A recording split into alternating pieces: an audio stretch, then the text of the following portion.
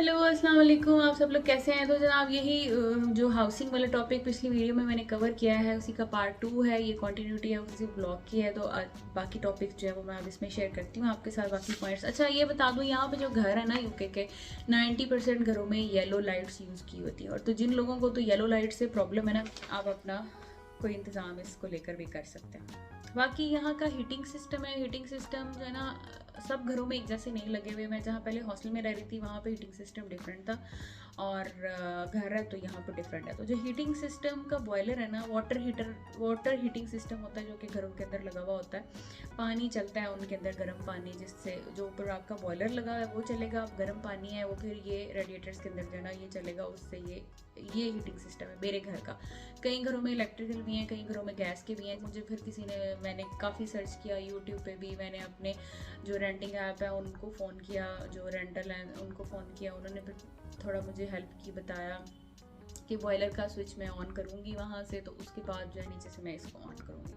तो heating system का भी जो है ना थोड़ा आपको खास ध्यान रखना है कि आप जब शिफ्ट हों घर में या जब घर व्यू करने के लिए जाएं, उस टाइम पे जो भी आपका एजेंट साथ हो तो उसको आपने कहना है कि मुझे बताएं कि ये हीटिंग सिस्टम यूज़ कैसे करना है, क्योंकि गलत ना करें ना हम यूज़, कोई ऐसे नुकसान ना हो जाए खुदा ना खास्ता। तो ये चीज़ भी अपने जहन में रखिएगा। बॉयलर का जो एरिया है उसको इन्होंने एज अ छोटा सा कमरा बना के उसके आगे दरवाज़ा लगाया हुआ होता है। तो जो मेरा है उसमें भी दरवाज़ा लगा हुआ है आगे है, तो प्रॉब्लम नहीं है। लेकिन बच्चों को आप उस कमरे में मैंने नहीं रखा कि थोड़ा सेफ्टी इशू के लिए, अदरवाइज डोर आपका क्लोज है तो कोई प्रॉब्लम नहीं है। लेकिन वहाँ पे डोर हो साथ लगा हुआ, कई जगहों पे डोर नहीं भी लगा हुआ था ओपन, कई दफ़ा बॉयलर किचन में होता है तो इट्स फाइन, किचन में तो कोई मसला नहीं, आपने यूज़ करनी है चीज़ें। लेकिन अगर किसी कमरे में या कॉरिडोर में लगा हुआ है तो कोशिश करें कि उसके आगे कोई उन्होंने सेफ्टी डोर लगाया हुआ है, ठीक है, ताकि बच्चे हैं अगर आपके तो उस पॉइंट ऑफ व्यू से वो एहतियात करनी ज़्यादा लेते हैं ना।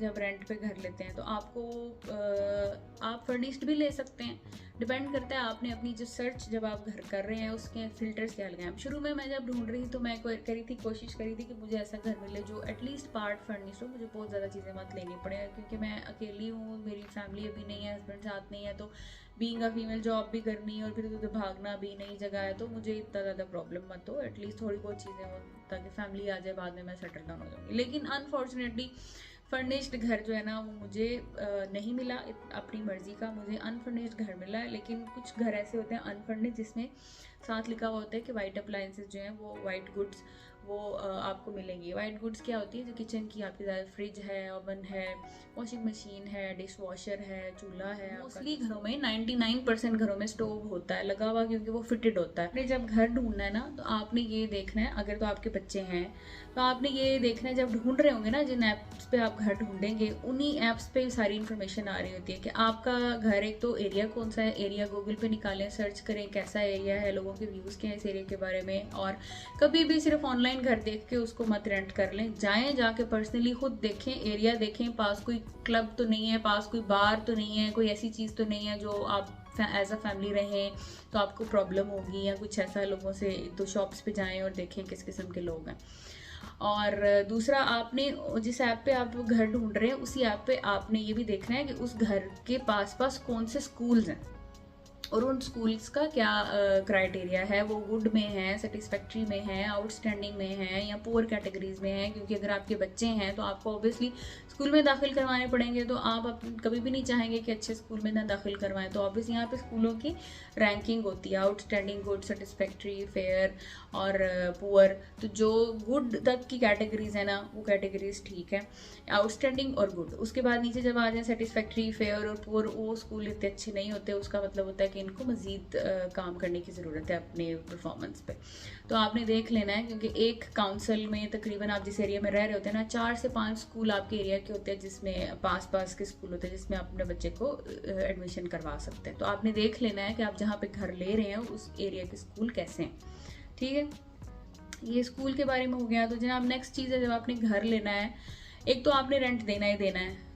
अब मेरे घर का जो रेंट है, मैं रेंट तो मैंने देना ही देना है, लेकिन इसके साथ साथ आपने मंथली एक काउंसिल टैक्स भी भरना होता है। काउंसिल टैक्स वो टैक्स होता है जो आप जिस एरिया में, लोकेलिटी में रह रहे होते हैं, उस लोकेलिटी की जो लोकल सर्विसेज हैं उनको गवर्नमेंट पूरा करती है, तो उसके लिए वो टैक्स लेती है। अब काउंसिल टैक्स में क्या क्या चीज़ें ऐड हो जाती हैं, क्या क्या चीज़ें कवर करता है काउंसिल टैक्स? कवर करता है गार्बेज की कलेक्शन को। अगर तो आपका घर ऐसा है कि जिसके अंदर आपकी सेपरेट बिन्स हैं, तो वो बाहर से आपकी बिन्स को कलेक्ट करेंगे डेली या वीकली, वीक में 2 दफ़ा गार्बेज कलेक्ट होता है। उसके बाद सड़कों की मेंटेनेंस, उसके बाद आपकी फायर और सेफ्टी की जो मेंटेनेंस है आपके लोकल एरिया की, फिर उसके बाद पार्क्स की मेंटेनेंस है, फिर अगर आपकी ऐसी एरिया है जहाँ पे आपके घर के बाहर कोई इस तरह क्यारियाँ हैं या ग्रीन है एरिया, तो उसकी मेंटेनेंस, घास काटना, साफ़ करना, ये सब चीज़ें जो है ये काउंसिल टैक्स कवर करता है। उसके बाद काउंसिल टैक्स आपके बच्चों का स्कूल जो है उसको कवर करता है कि बच्चों के स्कूल के लिए आपको फ़ीस नहीं देनी पड़ती है कि आप काउंसिल का टैक्स जो है वो पे कर रहे हैं। तो उसके बाद आपकी रोड्स की मेंटेनेंस है, फिर लाइब्रेरीज़ हैं आपके एरियाज़ में, जितनी लाइब्रेरीज़ हैं उसको यूटिलाइज़ कर सकते हैं। तो ये सारी चीज़ें फ्री ऑफ कॉस्ट होती है जब आप काउंसिल टैक्स पे करते हैं। तो ठीक है, सोशल सर्विसेज, सोशल वर्कर, ये सब चीज़ें, ये चीज़ें हैं जनाब घर से रिलेटेड। जब आप घर लें तो आपने ज़हन में रखना है कि ये सब चीज़ें बड़ी इंपॉर्टेंट है जब आप घर ले रहे हो, तो रेंट कर रहे हो तो ठीक है।